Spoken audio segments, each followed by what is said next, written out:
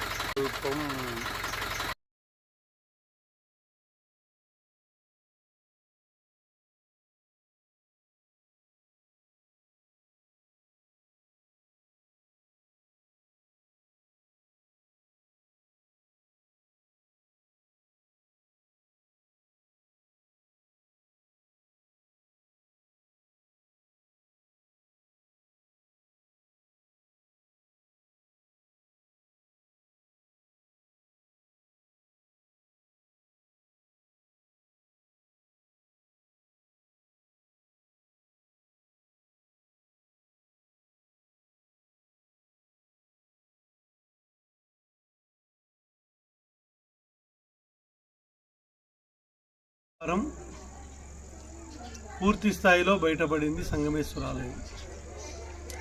ముఖ్యంగా 80 రోజుల కాలంలో స్వామివారి ఆలయము మునిగిపోవడం అనేది 23 సంవత్సరాల కాలంలో ఇది మొట్టమొదటిసారి. కృష్ణానదికి వరదలు వచ్చాయి, తుంగభద్రా నదికి వరదలు వచ్చాయి, కానీ భీమా నది 7 నదుల్లో ఒకటైన భీమా నది కర్ణాటకలో ఘటప్రభ అని పిలుస్తారు. ఆ నదికి వరదలు రావడం, అది కూడా మే నెలలో జూన్ మొదటి వారంలో వరదలు రావడం అనేది మొట్టమొదటిసారి.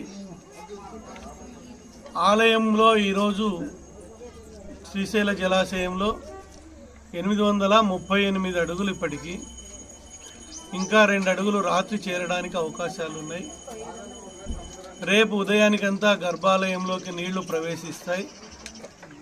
ఈ సంవత్సరం ఉగాది ఆదివారం రావడంతో ఈ ఆలయం కూడా ఆదివారం రోజే జలాదివాసం కావడం విశేషం. ఇంకా 841 అడుగులలో వచ్చిన నీరు క్రమేణా పెరుగుతూ మంటపం వరకు వచ్చేటప్పటికి 848 అడుగులు, 50 అడుగుల మధ్యలో మంటపం మునిపోవడం జరుగుతుంది. 860 అడుగులు వస్తూనే శిఖరాన్ని చేరుకుంటాయి. శిఖరం పైన 5 అడుగులు చేరుకోగానే దాదాపు శిఖరం పైన 20 అడుగుల నీళ్లు చేరుకోవడానికి అవకాశాలు ఉన్నాయి. ఇంకా మనకు వర్ష ఋతువు ప్రారంభం కాలేదు. జూలై నెల వర్షాలు, ఆగస్టు నెల వర్షాలు, సెప్టెంబర్ నెల వర్షాలతో అన్ని జలాశయాలు సంపూర్ణంగా నిండి రాష్ట్రం సుభిక్షంగా ఉంటుంది, దేశం సుభిక్షంగా ఉంటుంది, రైతులకు మంచి కాలంగా ఉంటుంది. సంగమేశ్వర స్వామి యొక్క సంపూర్ణ అనుగ్రహం అందరికీ ఉండాలి. జూలై 7వ తేదీ ఆదివారం తొలి ఏకాదశి పండగ అయింది. వరద జలాలు రాకపోతే ఇక్కడ ఈ ఆలయంలో శ్రీ లలితా సంగమేశ్వర స్వామి కళ్యాణం, శ్రీ లక్ష్మీ సమేత సత్యనారాయణ స్వామి కళ్యాణం వైభవంగా చేసేవాళ్ళము. వేలాది మంది వచ్చేవాళ్ళు. ఈ సంవత్సరం వరద జలాలు రావడంతో ఎగువన పుష్కరఘాట్ ఉమామహేశ్వరాలయం ప్రాంగణంలో స్వామివారి కళ్యాణం ఉత్సవాలు చేయడం జరుగుతుంది. ఇక్కడ ఏరు ముందా ఏకాదశి ముందా అని పోటీ పడతాయి. ఈసారి ఏరే ముందు వస్తుంది. ఏకాదశి జూలై 7వ తేదీ వస్తుంది. మామూలుగా అయితే ఏకాదశి పండుగ వచ్చిన తర్వాత సంగమేశ్వరాలయం మునిగేది.